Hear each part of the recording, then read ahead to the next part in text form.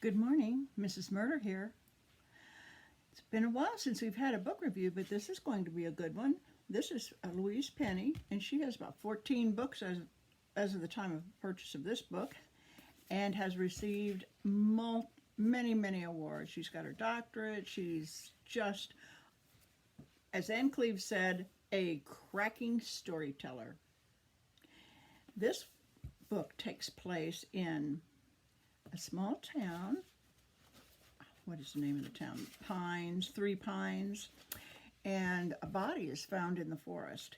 When it's discovered, the town can't, of course, is so small, and they've never had crime, and they've certainly never had a murder there, so they don't even have their own police force. So they have Inspector Gamache come in from in Canada, from Sûreté du Quebec, to this small eastern township in Canada. And this beloved artist, June Neal, has been murdered, and they cannot, who in this white picket town of a small community would murder Jean Neal? She was a friend to everyone. And in fact, they had just had a review of artwork, and she submitted for the first time ever, and she's been an artist all her life, and she submitted an art to be auctioned off in the fair that they're going to have. And that's what the still life is. It's a still life portrait of the town. And the figures are very crude. I marked the page because I thought it was the description was very interesting. But her images were so childish, so simple, silly almost, like dancing geese and smiling people. But there was something else, something beyond her grasp. This was voted on by people on the committee for what artwork would be displayed at the fair, and there were only a couple of people who voted for her. As much as they loved her, they did not really like these stick figures, even though they really could look at them and see different members of the community in those stick figures. So anyway, she was killed before the fair even was opened, and she had invited everyone over to her home. And for the first time, she'd only ever before let them in her kitchen, but this time she was going to let them see the whole house. And they were all curious about what was going on. I mean, she's an artist. What has she done with the rest of the house? Is it destroyed? Is it beautiful? What is it? So that mystery is one to be solved. The mystery of who murdered her is the big one to be solved. And Inspector Gamache takes his team there, and one of the young people that goes along with him to be a trainer, he gives her some very interesting rules that, rats. So fair day, yeah, we aren't up to fair day yet. Oh, well. He told her, maybe it's all the way back here in the middle. Repeat these.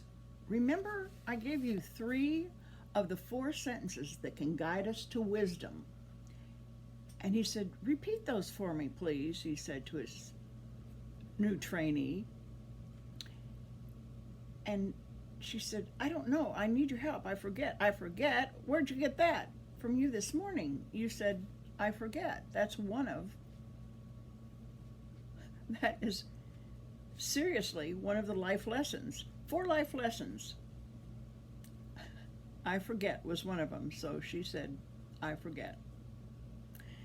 And the other 3, where are the other 3? Oh, I didn't mark it well enough, but what's this about the murder investigation? You do as you're told. There isn't one set of rules for you and another one for everyone else. These last few words he said slowly and distinctive. I give you 3 of the 4 sentences that can guide us to wisdom. You gave me all 4 this morning, Nicole seriously questioned his sanity now. And he looked at her. Repeat them. I'm sorry. I don't know, I need help, and I forget. I forget? Where did you get that? Gamache said, and she said, that's one of them you gave me. I think that's great. In order to achieve wisdom, I'm sorry. If you're questioning someone, I'm sorry. Would you repeat that? Um, See, I already forgot what the four were. I need help. And I forget. I'm sorry. I don't know. I need help. And I forget. And I can't even remember those four little sentences, much less all the names. But listen, let me tell you, you learn who the characters are, and you'll be surprised. All the way up the end, you'll be surprised. But then that's what a mystery is all about. And this is her first book. I'm glad I like to read the first book, and then if I like that book, I'm going to read the next one. And I did try to order the three originals, but Amazon messed up the order, and I said, forget it, and I'll get it at the library, or I'll go to Barnes & Noble.